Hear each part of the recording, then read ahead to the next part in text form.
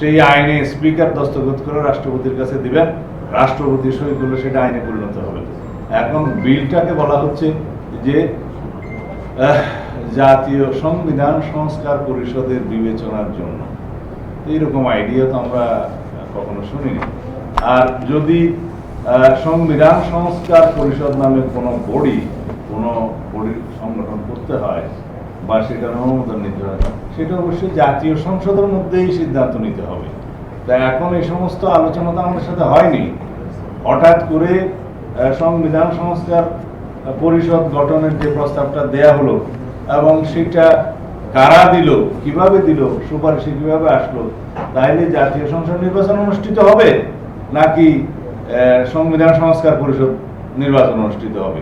সেই এখতিয়ার তো নির্বাচন কমিশনের নাই, সংবিধান অনুসারে নাই। দুইটাই এখতিয়ার, একটা জাতীয় সংসদ নির্বাচনের ক্ষমতা আর একটা রাষ্ট্রপতি নির্বাচনের ক্ষমতা সংবিধানে নির্বাচন কমিশনকে দেয়া হয়েছে।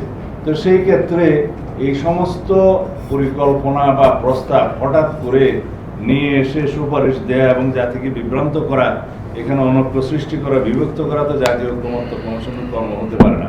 সেই জন্য আমরা বলেছি জাতীয় ঐক্যমত্য কমিশন গঠিত হয়েছিল সকল রাজনৈতিক দলের সাথে আলোচনা করে ঐক্যমত্য সৃষ্টি করা জাতির মধ্যে, অনৈক্য নয়।